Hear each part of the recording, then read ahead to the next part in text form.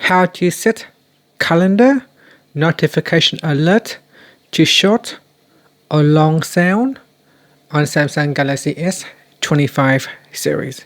First, tap on the home button to return back to the home screen. From the home screen or in the apps screen, open up the calendar app. Then make sure you are back at the calendar display. Then tap on the menu button at the top here. Then tap on the settings icon.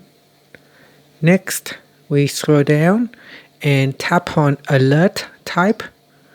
Next, you can choose a light or medium for a short sound. In here, by default, it is set to silent.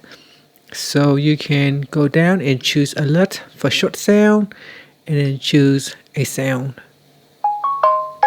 Okay, so we choose a sound and go back in here.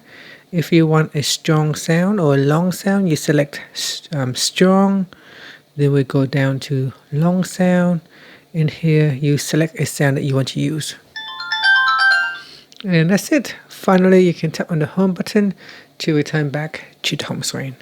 Thank you for watching this video. If you find it helpful, please like and subscribe to my channel for more videos.